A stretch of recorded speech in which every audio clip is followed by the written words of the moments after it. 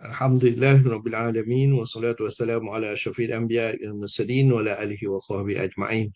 Jadi Alhamdulillah kita dapat berjumpa lagi sekali selepas kita berpuasa selama 30 hari, dan tajuk yang saya akan bentangkan hari ini berkait dengan puasa kita, iaitu kalau nak tengok dia punya title itu Sains Fitrah, pulih semula ataupun hanyut. Fitrah di sini ialah maksudnya ialah kita balik kepada keadaan di mana kita tak ada dosa dah, ataupun dengan perkataan lain kita seakan-akan seorang bayi, ya. Jadi itu yang dinamakan Aidilfitri, ya. Maknanya kita menyambut hari raya kita dah pulih semula. Tu kalau dalam bahasa Inggerisnya reset lah, maknanya kita ni orang Islam ni Allah telah kurniakan reset button every year, ya, reset button every year. Cuma adakah kita benefit ataupun tidak bila reset itu?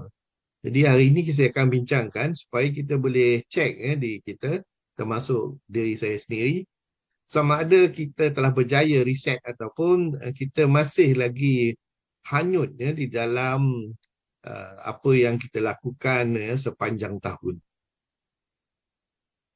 Jadi itu tajuknya, dan reset ini kita tumpukan kepada hati kita, ya, pada hati. Ya, kerana kita ni dilahirkan mengandungi dua entiti. Pertama ialah jasad yang kita nampak, yang kita boleh lihat terhadap diri kita sendiri, dan yang itu yang kita dilahirkan. Dan 120 hari selepas kita dilahirkan, Allah mengurniakan kita dengan rohnya, ya, dengan rohnya. Dan roh itu adalah dalam supposed to be duduk di dalam hati kita lah. Dan apa yang saya sebutkan dari segi fitrah ini ialah dari segi hati, ya, walaupun adalah satu perkara yang mustahil, ya, kita nak tukarkan fitrah dari segi jasad, ya. Maknanya kita balik jadi bayi balik, jadi tak ada makna lah.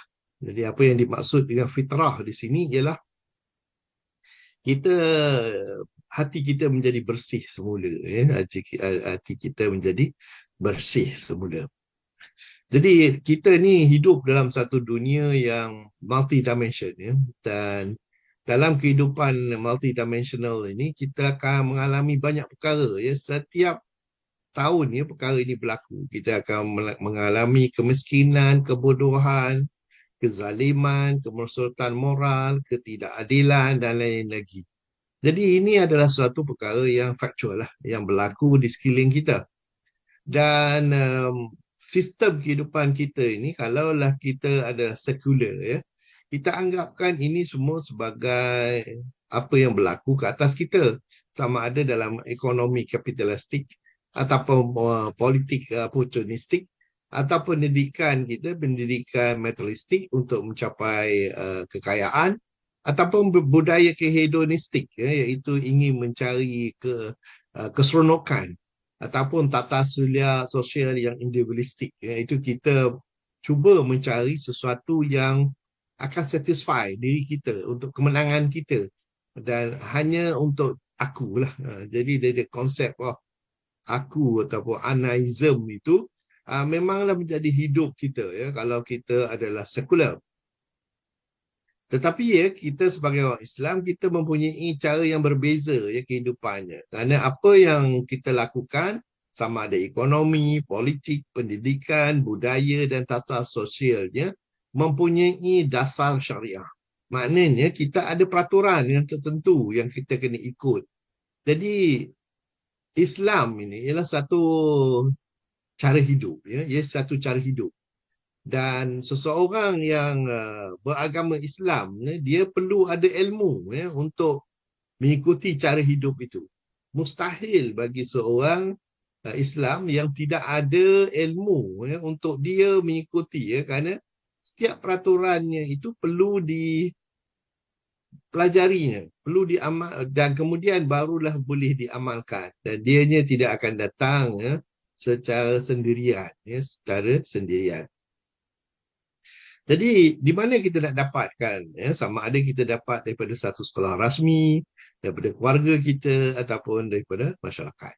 Jadi ini adalah punca-punca, ya, di mana, ya, dia akan membentuk, ya, keadaan seseorang itu. Dan ini akan berlaku tahun demi tahun, ya.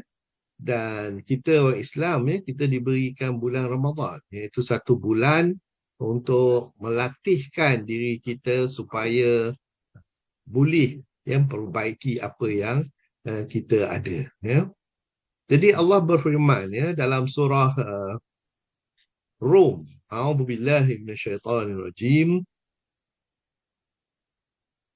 fa'aqim wajhaka lid-dini hanifa fitratallahi allati fataran nasi 'alaiha la tabdila li khalqillah ذلك الدين القيم ولكن أكثر الناس لا يعلمون.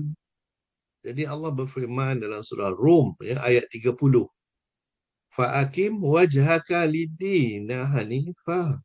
Maka hadaplah wajahmu dengan lurus kepada agama Allah. Makna tetap fitrat Allah. Makna tetaplah atas fitrah Allah. Dan Allah mencipta manusia itu melalui fitrah itu. Jadi fitrah ni penting, ya, dalam kehidupan kita, dan kita perlu menjaganya supaya kita dapat hidup berjaya di dunia dan juga di akhirat. Apakah itu fitrah sebenarnya? Ya, mungkin ada yang mempersoalkan, ya, dan ingin memahami apa yang dimaksudkan dengan fitrah itu, ya. Tidaklah seorang anak yang lahir kecuali di dalam keadaan fitrah. Maka kedua orang tuanya lah yang akan menjadikannya sebagai Yahudi, Nasrani atau Majusi. Ataupun seperti haiwan melahirkan anak yang sempurna. Apakah kalian melihat darinya, dapat mendengar mengenainya? Jadi hadis ini diriwayatkan oleh ramai, ya. Imam Malik dalam Al-Muwatta, Imam Ahmad dalam Musnadnya, Imam Bukhari dan juga lain-lain lagi. So ramai yang menyebutkan, ya, betapa pentingnya, ya, ibu bapa dan juga masyarakat nanti di masa depan, ya, yang akan mencorok, ya, seorang bayi tersebut. Jadi fitrah itu adalah akidah yang lurus bagian diperjelaskan pada ayat berikut. Maka hadapkanlah wajahmu dengan lurus kepada agama Allah. Sebagaimana yang saya telah bacakan tadi, ya. Dan ingatlah ketika Tuhan mengeluarkan anak Adam dari sulbi mereka, ya. Jadi kita ni ada satu ketika dahulu kita duduk di azali, dan pada ketika tersebut, ya, semua roh kita, ya, kerana pada ketika itu roh masih ada lagi, ya, di situ. Dan setiap roh ini, ya, telah ditanya oleh Allah, bukankah aku Tuhanmu? Semuanya menjawab bahawa ya, bala, ya, kamilah yang demikian. Jadi kita secara naturalnya, ya, kalau kita tanya, ya, tak kira orang tu seorang etis ke, orang agama apa pun, dia akan memberitahu bahawa Allah, Tuhan itu ialah Allah. Itulah dia fitrah. Ya, itulah satu yang fitrah, ya.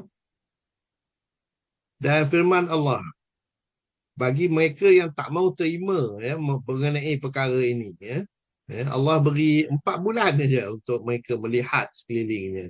Dan ini disebut dalam surah At-Taubah ayat 2. A'udzubillahi minasyaitonirrajim. Fasihu fil ardi arba'ata ashhurin wa'lamu annakum ghairu mu'jizillahi wa anna Allah mukhzil kafirin. Maka berjalanlah kamu di muka bumi selama 4 bulan, dan ketahuilah bahawa sesungguhnya kamu tidak akan melemahkan Allah, dan sesungguhnya Allah menghina orang kafir. Jadi dalam ayat ini Allah telah memberi amaran, ya, kepada sesiapa yang tidak menerima, ya, kedudukan fitrah ini. Maka ayat ini menerangkan supaya memberi kesempatan, ya, kepada orang-orang musyrik yang mereka ada 4 bulan untuk berfikir mengenai perkaranya. Kalau mereka masih nak menentang, maka mereka akan mendapat perangan, ya, daripada Allah dan Rasul. Dari dalam pandangan Islam, ya, setiap manusia lahir ke dunia ini adalah suci. Ini adalah keunikan kita agama Islam. Ya. Kita menganggap bahawa apabila kita dilahirkan suci, ya, berbanding dengan orang Kristian. Ya, orang Kristian mengatakan bahawa dia berdosa. Ya, apabila dilahirkan, dia berdosa. Jadi dia perlu, ya, mendapat keampunan itu dengan mengambil Alhamdulillah, ya, Nabi Isa sebagai Tuhan dia. Ini berbeza. Ya. Jadi kita ni bukannya orang yang berdosa, ya, tapi kita ini adalah orang yang fitrah. Jadi dalam Islam kita kata seorang bayi yang dilahirkan ianya suci, ya, bersih daripada dan dosa, dan dia apa orang kata mempunyai kecenderungan, ya, terhadap ketuhanan ini, ya, sebagai yang disebutkan tadi, ya, dalam ayat tadi. Jadi itu adalah seorang bayi. Ya. Bila kita tengok seorang bayi itu memang agak ganjil lah.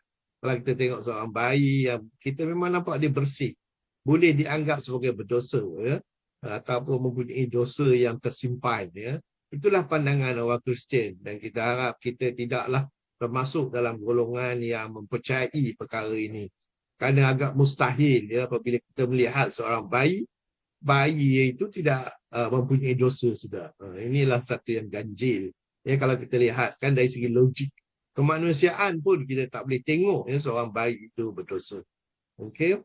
Jadi kesucian itu boleh dinoda, ya, berdasarkan kepada interaksi dia, pergaulan dia, di mana munculnya ajaran taubat itu, ya. Kerana kita tahu, ya, bahawa kita akan berdosa dan kita akan membuat, ya, beberapa kesilapan. Jadi kesilapan ini adalah disebabkan oleh interaksi kita dengan masyarakat. Ya, kadang-kadang kita tersilap langkah, kadang-kadang kita buat kesilapan, dan itulah dia kita manusia, ya. Kita manusia yang ada possibility, ya, untuk membuat kesilapan. Cuma beza kita manusia yang membuat kesilapan dengan syaitan dan iblis ialah mereka membuat kesilapan tetapi mereka tidak, ya, bertaubat, ya, terhadap ataupun mengaku salah, ya, terhadap kesalahan tersebut. Jadi janganlah kita termasuk dalam golongan orang yang apabila kita tersilap, kita tidak mengaku kesilapan kita. Dan kita masih berpegang kepada apa yang kita buat yang salah tersebut. Dan kita doakan supaya dalam jemaah kita pun begitu, supaya kita sentiasa berada, ya, di atas landasan yang benar, ya, sebagaimana kita memohon kepada Allah setiap waktu apabila kita bersolat, iaitu inna solati wa nusuki wa mahyaya wa mamati lillahi rabbil alamin.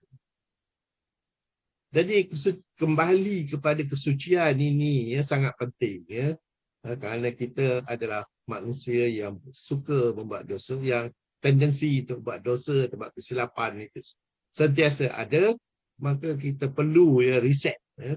Jadi kita perlu ada satu button untuk reset, dan Allah membantu kita sebagai manusia, ya, sebagai apa orang kata manusia, kita dibantu, dan reset tersebut yang sebenarnya berlaku pada bulan Ramadan.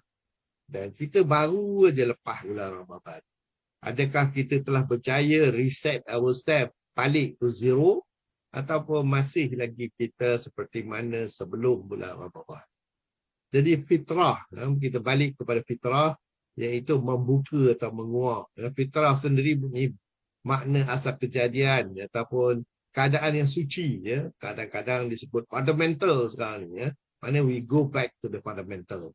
Dari segi bahasanya fitrah diambil dari kata afaq yang berarti belahan, ya. Maknanya lahir yang lain-lain lah, daripada penciptaan, daripada kejadian asal dan lain lagi. Jadi we have to go back. Kita kena patah balik. Sama ada nak melalui apa saja, kita kena patah balik. Walaupun orang kata nak kata tak ada U-turn, memang tak ada U-turn lah.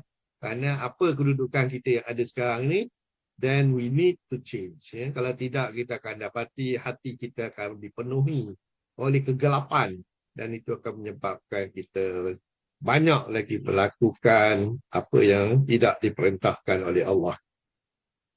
Jadi yang sebenarnya kita tak boleh balik, ya, sebenarnya. Dan change the beginning. But apa yang kita boleh buat ialah kita change, kan, dan supaya penghujung kita akan menjadi lebih baik daripada asal kita. Itu adalah satu perkara yang boleh kita lakukan. Jadi fitrah Islam adalah fitrah manusia. Dan ada 4 jenis fitrah manusia itu, ya. Kerana fitrah ni, bila kita cakap fitrah ni, dia adalah satu sifat manusia. Ya, dia ni adalah sifat manusia. Sama ada dia fitrah munazalah, ya, iaitu fitrah yang masuk dalam diri manusia, ataupun ialah fitrah gharizah, ya, iaitu fitrah dalam diri manusia yang beri daya akal yang berguna untuk mengembangkan potensi dan dasar manusia itu sendiri. Ataupun fitrah suci, iaitu fitrah yang membuktikan bahawa diri manusia itu suci dan mengotorinya adalah dosa-dosa dia. Jadi itu fitrah suci.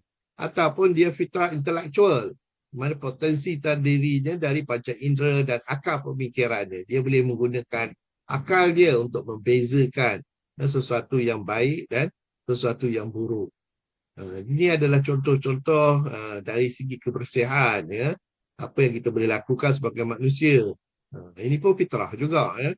Ini perlu dijaga, ya, perkara-perkara ini. So fitrah itu refer kepada human being sebagai, kalau kita nak katakan, ialah natural moral compass, ya. Ianya adalah kompas kita yang untuk menentukan sama ada apa yang kita lakukan baik atau tidak. Secara nature, secara natural, kita secara individu kita tahu. Bila kita lihat suatu perkara itu, pembunuhan katakan, maka kita tahu ini adalah perbuatan jahat. Menipu, kita tahu itu adalah satu perbuatan jahat. Tapi bila kita lihat bahawa kebaikan, generosity dan kecintaan, semua itu adalah perkara baik. Itulah dia fitrah. Itulah fitrah. Jadi, seorang bayi itu tidak memahami bahasa yang sebenarnya. Tapi bila kita menunjukkan, ya, kita mencintai bayi tersebut, bayi itu akan tahu, ya, bila kita menjerit ataupun kita marah ke dia, dia akan tahu itu sebagai negatif. Jadi di mana bayi itu dapat benda ni semua? Yang sebenarnya bayi itu apabila dia senyum ketika dia happy dan menangis apabila dia sedih. Jadi kita dapati seorang bayi itu dia ada fitrahnya. Dia akan tahu membezakan di antara kebaikan dan keburukan. Dan ini adalah satu contoh, ya. Fitrah mengajar kita that every child is born upon the fitrah, ya, sebagai yang disebutkan tadi. Jadi ini bukanlah kita tak nampak, memang kita nampak perkara ini dan kita nampak jelas, ya, pada seorang bayi. Dan corruption of the human moral ni kita dapat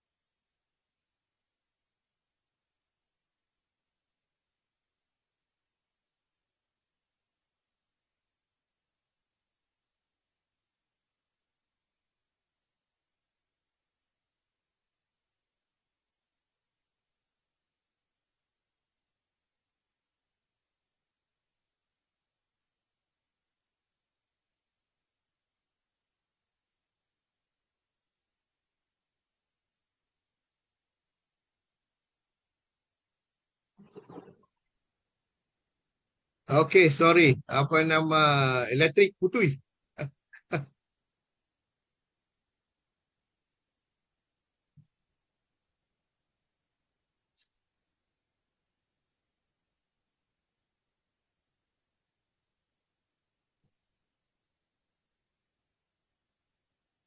Okey, minta maaf. Elektrik putui just now. Uh, Okey, kita teruskan mengenai fitrah ni. Jadi apa nama,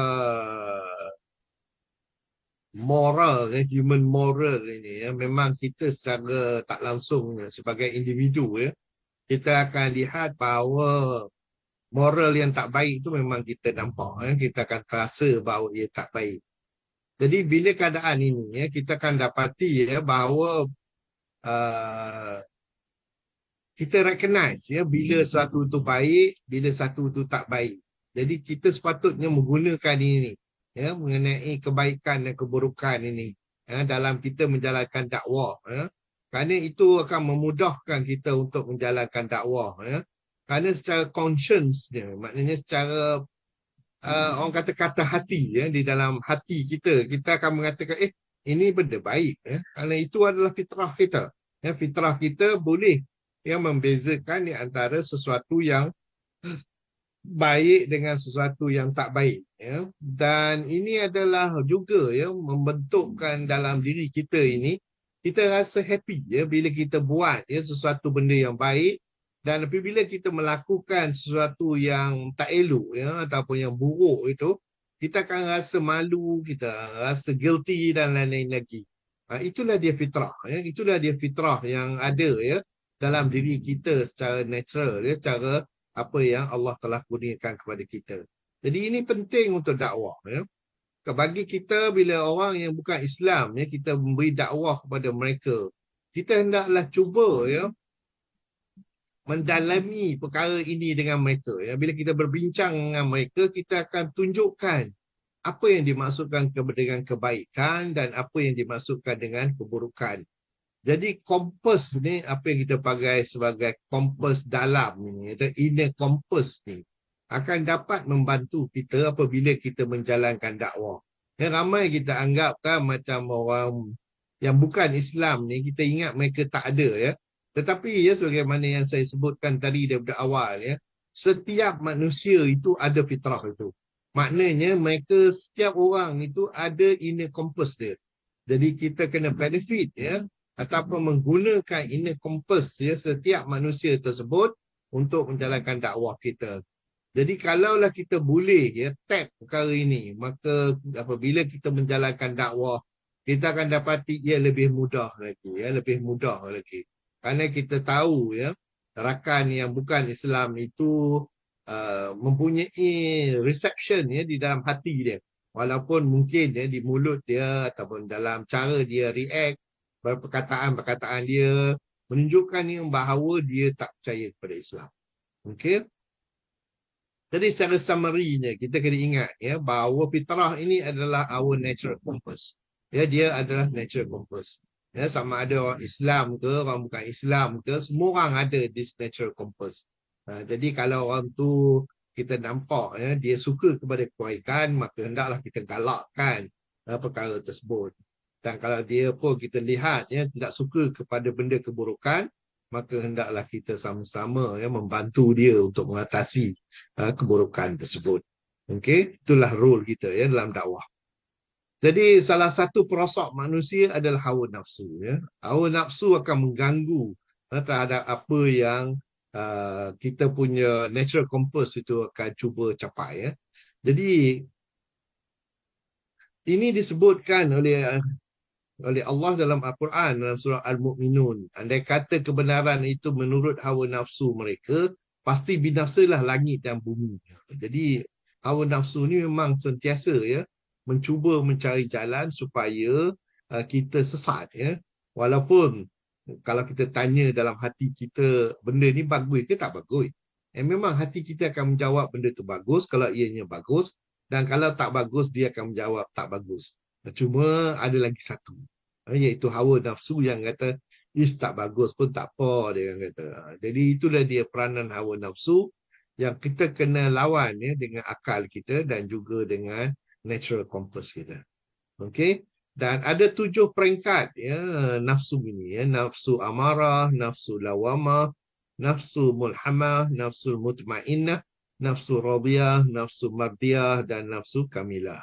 Dan untuk mencapai ya daripada nafsu amarah, which is tingkat yang paling rendah sekali, pada nafsu lawamah, nafsu mulhamah, kita kena train diri kita. Dan training ini yang patutnya kita laku dalam bulan Ramadan ini. Ya, kerana kita dipeluang diberi masa itu untuk berlapar. Ya. Kerana nafsu ni, mengikut ceritanya, dia tak tahan kepada kelaparan. Ya. Tak boleh tahan dengan kelaparan. Jadi, ada 10 rupa nafsu yang menggambarkan jiwa atau sifat tercela yang ada pada manusia. Ini dia 10-nya. Nafsu kalbiyah, nafsu humariyah, nafsu sabuiyah, nafsu fa'irah dan lain lagi. Ini semuanya nafsu ni, nafsu. Dan kita, tujuan kita ialah melawan hawa nafsu dia. Bolehkah kita hilangkan? Tak boleh. Ya. Dia memang ada dalam diri kita. Dan apa yang kita perlu lakukan ialah melawannya dan bukannya cuba menghapuskannya. Kerana nafsu ini adalah sebahagian daripada kurniaan Allah kepada kita. Jadi kita kena lawan dia. Jadi bagaimana untuk mengendali ini ialah dengan membuat solat, ya, dengan membaca Al-Quran, dengan berpuasa. Jadi berpuasa itu dengan menjaga mulut kita, menjaga mata dan juga menjaga pendengaran kita. Itu adalah tambahan ya kepada berpuasa.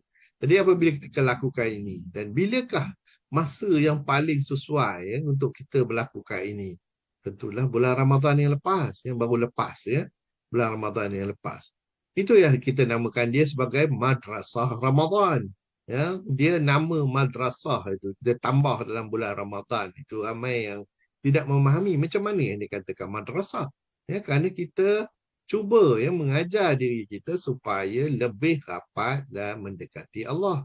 Okay? Basically, apa yang kita lakukan ialah kita cuba mencucikan hati kita. Cleaning it out. Ya.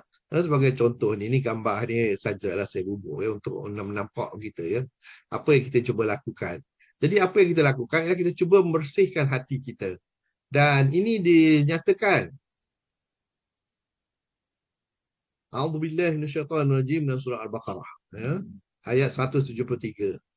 يا أيها الذين آمنوا كتب عليكم الصيام كما كتب على الذين من قبلكم لعلكم تتقون.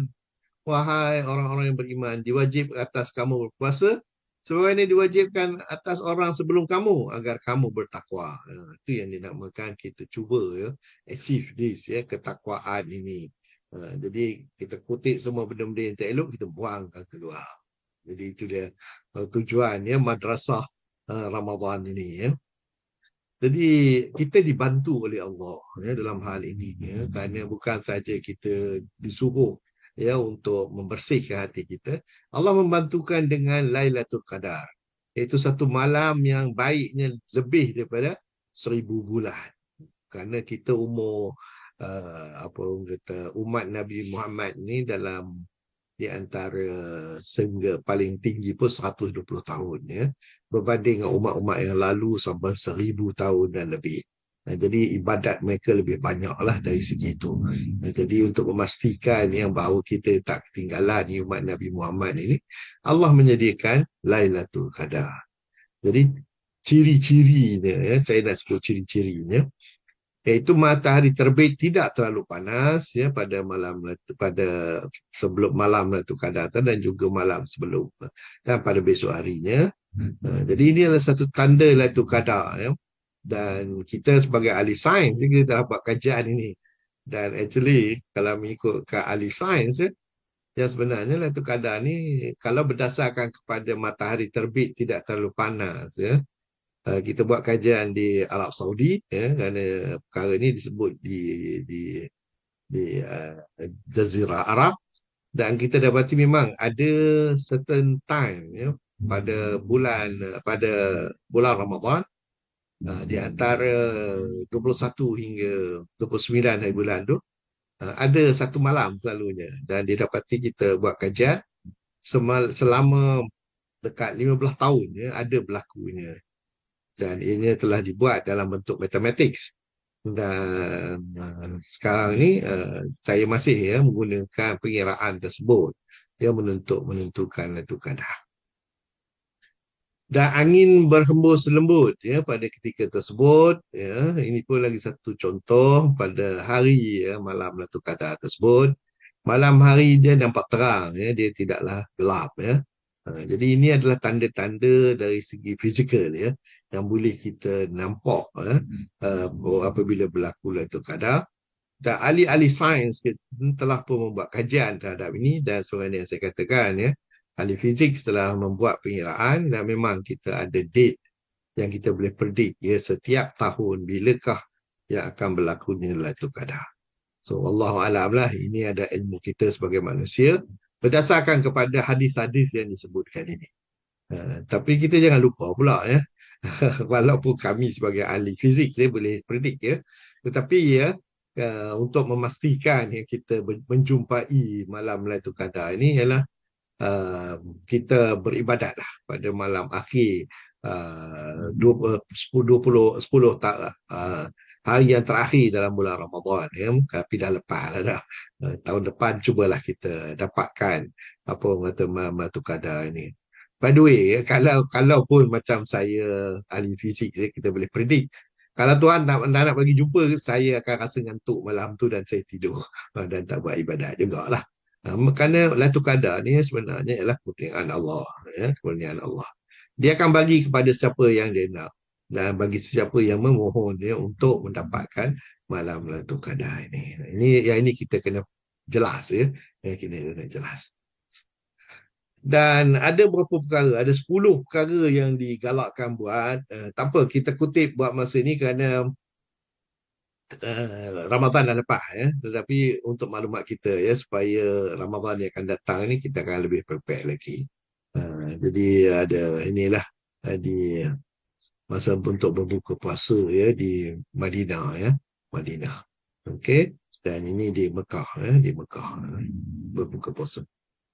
So kadang-kadang kita dapati ya, macam saya sebutkan tadi ya, satu caranya ialah bersolat ya, solat itu menjalankan solat. Dan solat ini ya sebenarnya disebutkan dalam Al-Quran dalam surah Al-Ankabut ayat 45. Jadi ini adalah ayat yang memberitahu kita sama ada apabila kita melakukan solat ya, iaitu sembahyang tersebut, adakah solat kita diterima ataupun tidak. Disebutkan sini inna salati wa tanha anil fahsya'i wal munkar. Jadi ayat Al-Kabut ni ayat 45.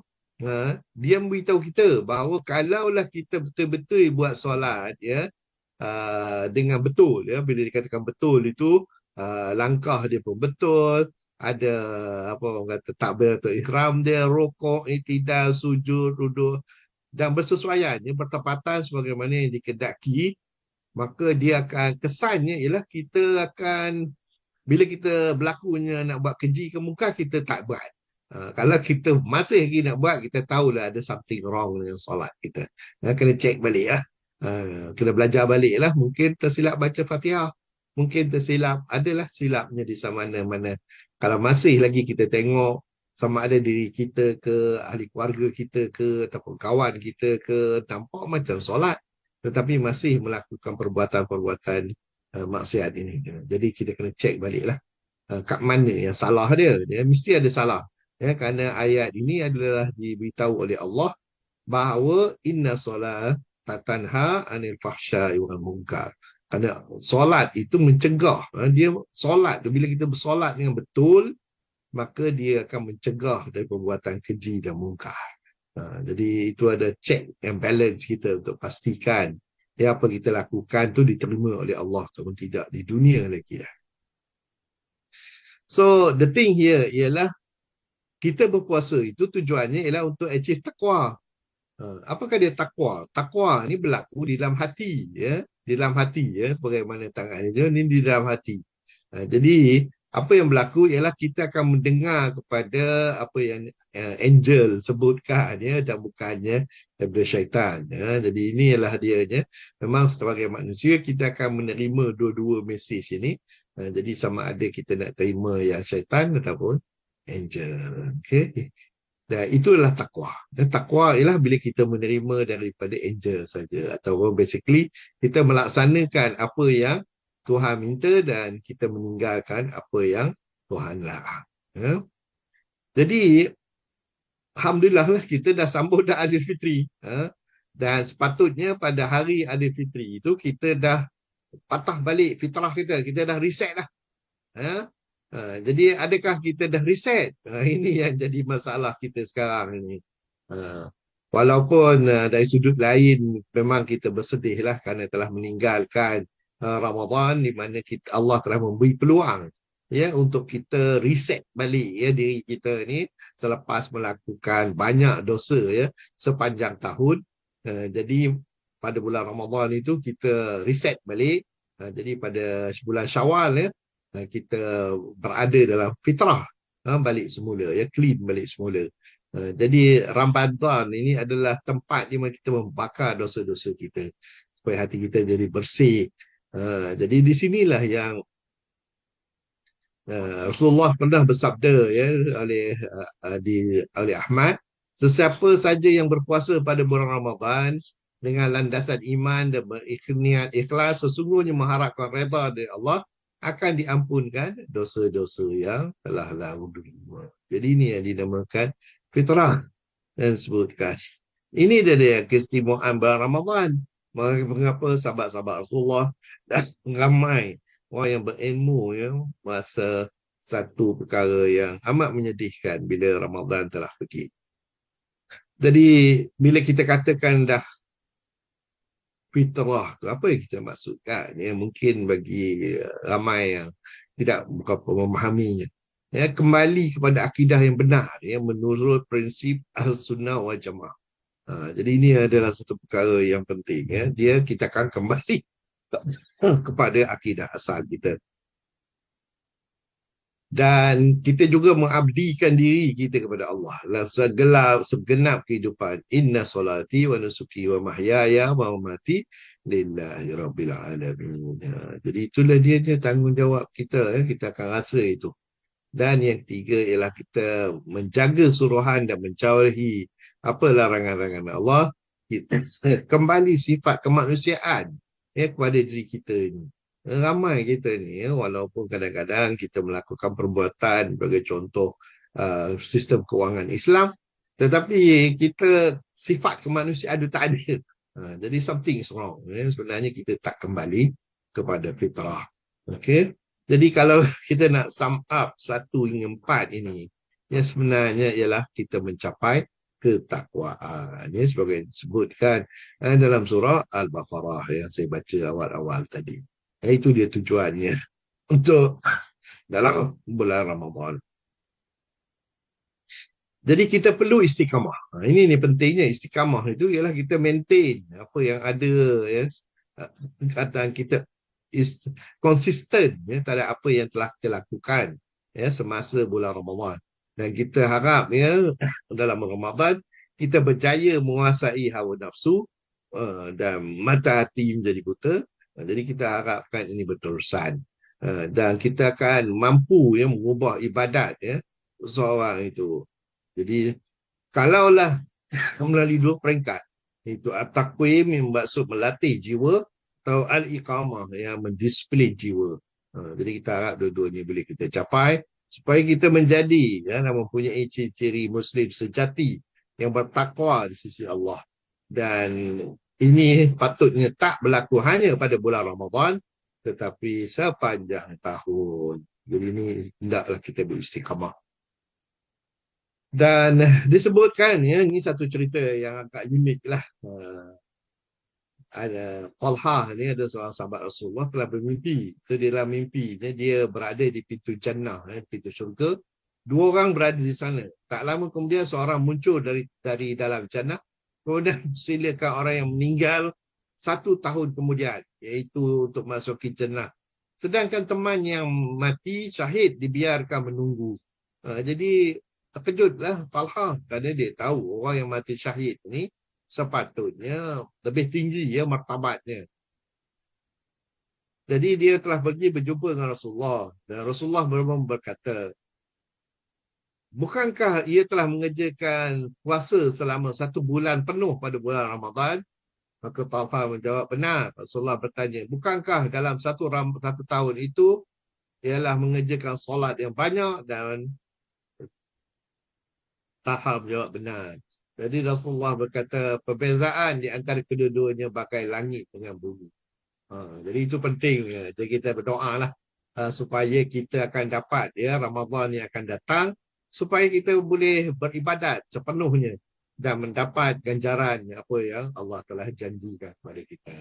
Jadi ini adalah satu peristiwa dan banyak lagi lah dalam Sunan Abu Daud ada banyak lagi cerita-cerita seperti ini. Jadi Rasulullah dia dah mula doa pada bulan Rajab lagi. Rajab, Sya'ban, kemudian Ramadan. Dia dah mula dah dengan baca doa ni. Allahumma barik lana fi Rajab wa Sya'ban wa barik lana fi Ramadan. Jadi ya Allah berkatilah kami di bulan Rajab dan Sya'ban. Serta berkatilah kami dalam bulan Ramadan. Jadi dalam bulan Rajab dia dah mula dah berdoa kepada Allah. Dan doa di akhir Ramadan pula, ya Allah, janganlah engkau jadikan puasa ini sebagai terakhir dalam hidupku. Seandainya engkau berketetapan sebalik, maka jadikanlah puasa ini sebagai puasa yang dirahmati, bukan yang hampa semata-mata. Jadi tengok ya. Rasulullah berdoa di akhir Ramadan. So it is a yearly reset sebenarnya. Dan kita sebagai umat Islam patut menggunakan this yearly reset ini. Okay? Supaya kita akan dapat banyak benefit seperti yang saya telah sebutkan tadi. Dan selain daripada itu, kerana Ramadan telah lepas dan kita masih dalam bulan Syawal, kita digalakkan untuk puasa 6 hari di bulan Syawal. Kerana jadi apabila kita puasa 6 hari, kita akan berpuasa selama 1 tahun seperti yang disebutkan oleh dalam hadis Muslim. Okay. So saya ingat saya berhenti setakat itu. Wabillahi taufiq wal hidayah. Assalamualaikum warahmatullahi wabarakatuh.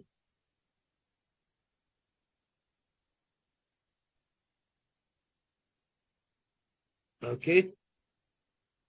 Ada pandangan ataupun soalan ataupun tambahan yang ingin dibuat? Assalamualaikum bro. Dengar ke? Okey, silakan. Dengar. Okey, saya tadi dengar tengah-tengah tapi saya nak tanya soalan. Kalau dalam bulan Ramadan ni kita berpuasa dalam 30 hari. Kemudian kita tambah 6 hari puasa 36. Dalam teori kata orang lah, kata teori perubahan to change something to habit, kita perlukan 40 hari. Jadi mungkin kena tambah 4 hari lagi lah untuk konsisten dan benda tu akan jadi habit.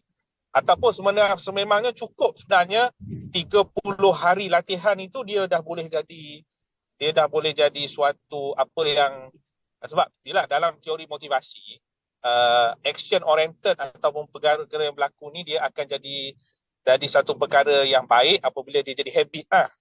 So how to change something tu kepada habit. Jadi kalau Prof ada penjelasan sains tentang 30-40 hari ni, macam mana? Sila Prof. Okey. Alhamdulillah. Itu soalan yang amat baik sekali ya. Kerana saya sendiri pun mempercayai yang 40 hari itu. Cuma dalam hal ini kita dalam agama ni dari segi motivasi memang 40 hari is the date. Itu adalah berdasarkan kepada ayat Quran yang ditujukan kepada Nabi Musa alaihi salam. Di mana dia diminta untuk beribadat selama 36 sebenarnya, and then dia tambah lagi untuk jadikan 40 sebelum dia berjumpa dengan Allah. The konsep ini ialah berjumpa dengan Allah. Itu kita kena bersih. Tetapi dalam hal puasa ni, ini yang unik dia. Dalam puasa ni kita kebanyakan ya ahli fuqaha lebih suka untuk berpegang kepada hadis Nabi ya, kerana ada hadis Nabi yang mengatakan bahawa yang saya telah kutkan tadi dalam Sahih Muslim, iaitu sahih yang sofa yang kita al-fuqaha memang menerimanya secara bulat-bulat lah, iaitu apabila ditambah 6 hari, dan bila seorang sahabat lain bertanya mengenai perkara ini, dia kata setiap konsepnya adalah sama macam apa yang solat apa nama arahan mengenai solat setiap hari. Kita ada 5 waktu. Mengapa jadi 5 waktu?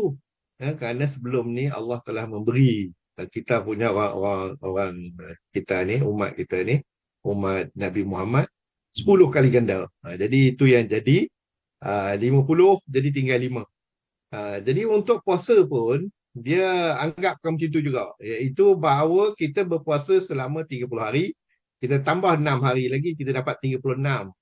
36 kali dengan 10 ialah 360. So that is approximately 1 tahun. So yang itu kalau kita baca dalam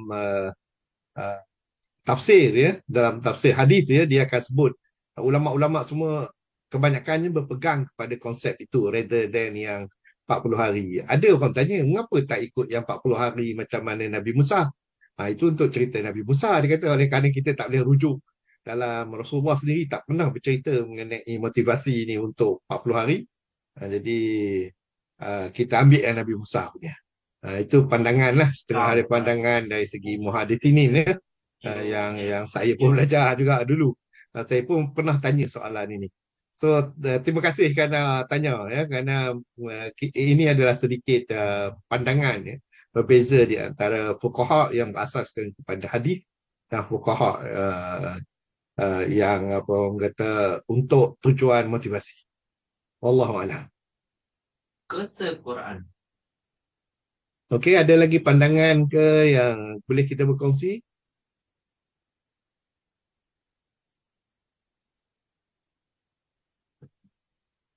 Tuan Haji Yusof, macam mana?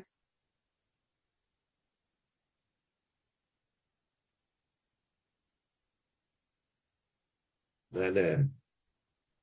Ke Dr. Faridah ke? Educationist?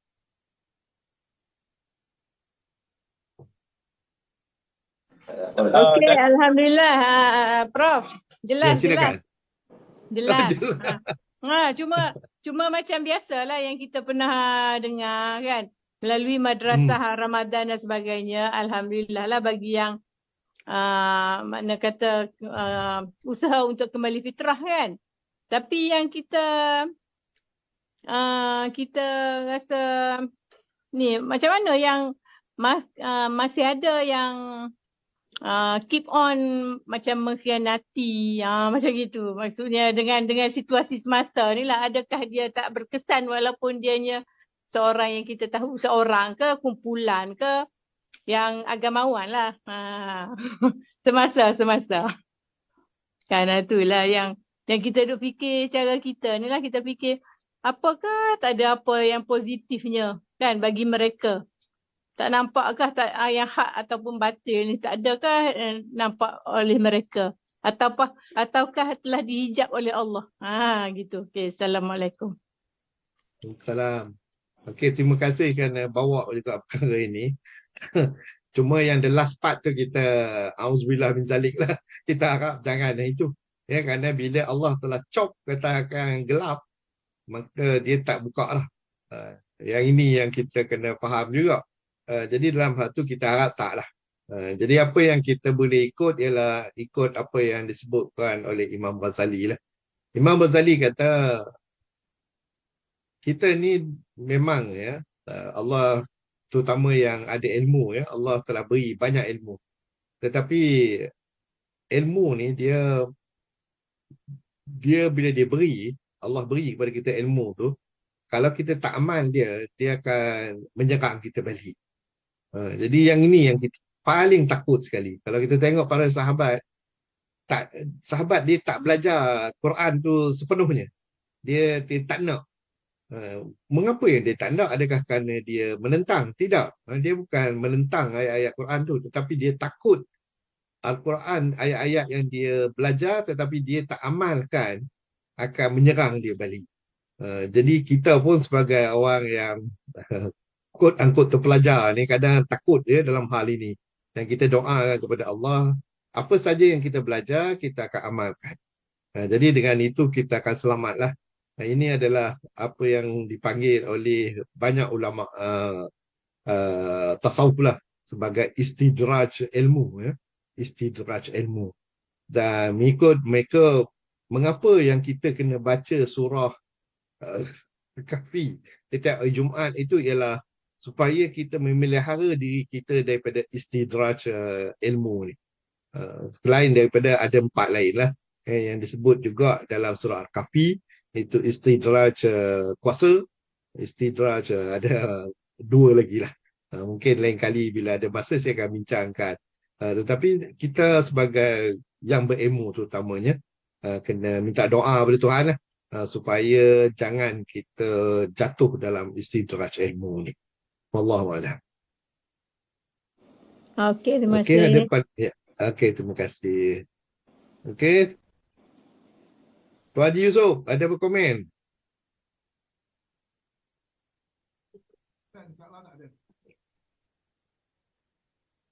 Tak ada suara. Tak dengar.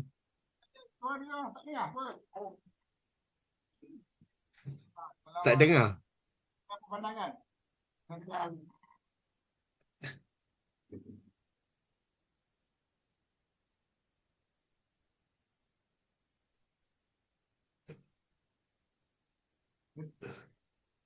Tak dengar, tak dengar. Oh.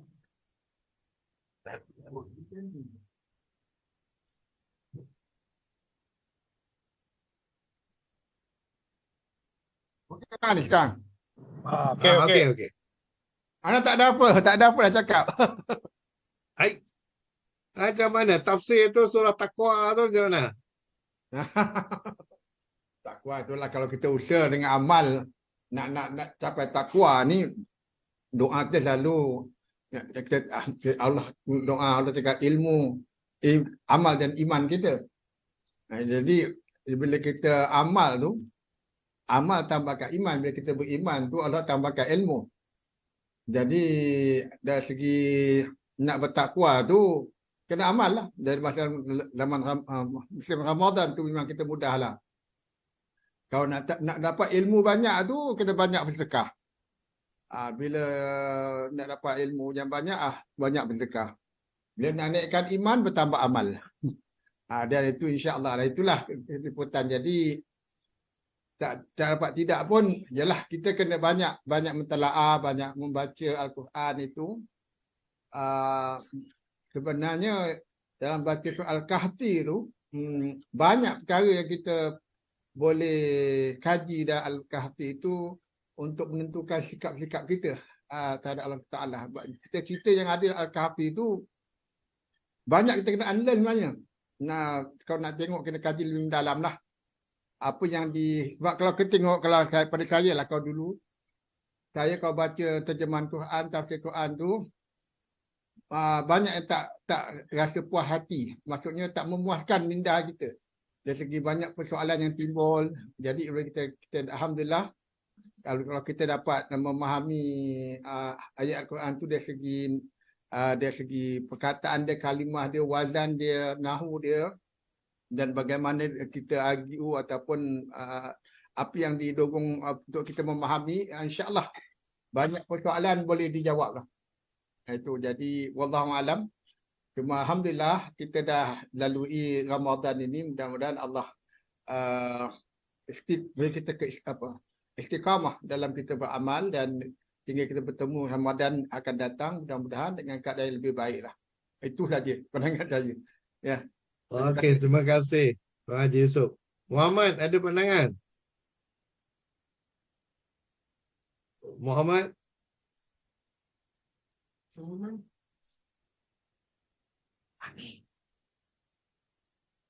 Muhammad tak ada pandangan. Sulaiman? Tak ada. Okey, ada tak pandangan lagi? Saya nak tambah sikit dan mungkin tanyalah Prof. Okey. Itulah kembali pada fitrah ni pasca Ramadan ni, saya rasa dia ada mungkin berkait dengan soalan saya 40 hari tadi kan. Dia mungkin kita bahagi pada dua lah kan. Satu yang bersifat amalan, praktikal. Maksudnya dalam konteks Ramadan, puasa, dua, solat kita dan juga kita punya qiyam dan sebagainya. Kemudian pengamalan kita pada Quran. Ini antara benda-benda yang fizikal lah. Kemudian yang kedua tu saya rasa dia lebih kepada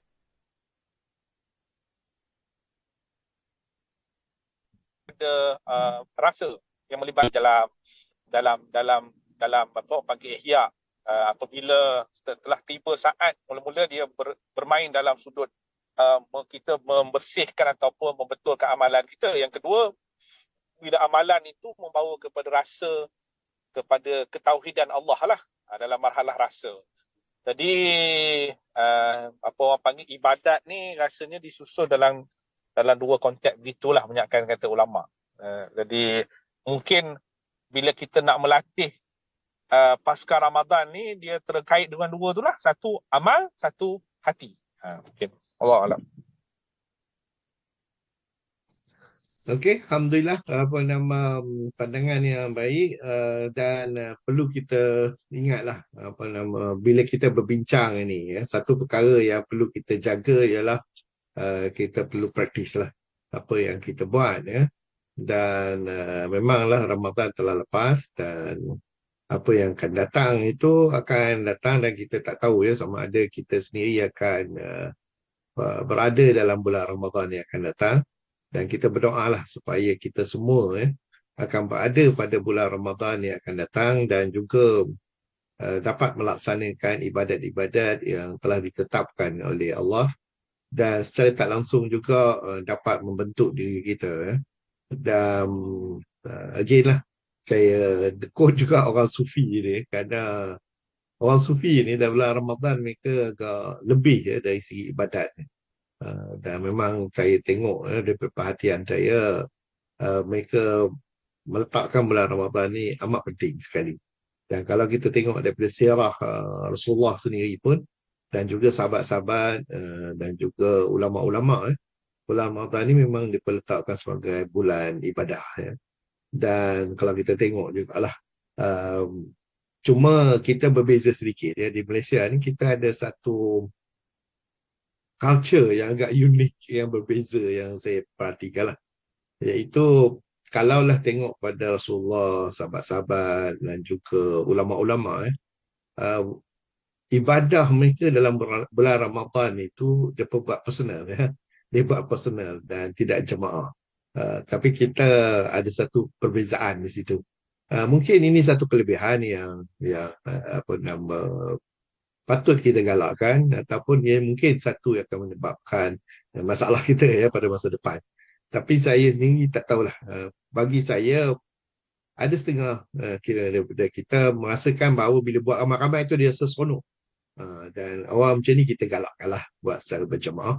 Tetapi ada setengah tu merasakan bahawa kalau dia buat ramai-ramai dia tak dan nak jaga diri dia. Dia tak dan nak jaga diri dia. Nak membetulkan diri dia. Kerana nak betulkan diri kita sendiri ni dia perlu kita sendiri maknanya sebagaimana Rasulullah dia pergi ke Gua Hira, dia pergi apa orang kata berkhalwat seorang diri dan bersembang dengan Allah. Jadi bergantunglah kepada individu kerana setiap orang tu dia mempunyai cara dan kaedah keyakinan dia tersendiri. Tapi apa yang penting ialah kita hendaklah cuba mengenali Allah dan educate ourselves. Because at the end of the day, kalau kita fikir-fikir kan, masuk kubur ni kita seorang lah. Kita takkan ajak orang lain. Jadi kalau kita tak jaga diri kita dan tak berhati-hati, maka nanti kita berjumpa Allah pun susahlah nak jaga dari segi tu. Ada apa lagi komen ke, cadangan ke? Prof, saya nak tambah sikit. Okay, go ahead. Okay. Yang tadi Prof sentuh tentang amal ibadah tu, saya rasa ada baiknya juga ya. Konsep kita ya, macam contoh kita nak bantu orang susah sepenuh Ramadan ni, kita boleh mula dah daripada Rejab dan Syakban. Mana Rejab dan That's it. Syakban ni bagi bantuan orang susah, dia boleh dapat berpuasa, beribadat tu dengan cukup. Sebulan makanan cukup apa semua kan. Tadi dia pun dapat tumpu untuk beribadah apa sebagainya, tak perlu nak kais pagi, makan pagi, kita selesai dah Rejab Syakban.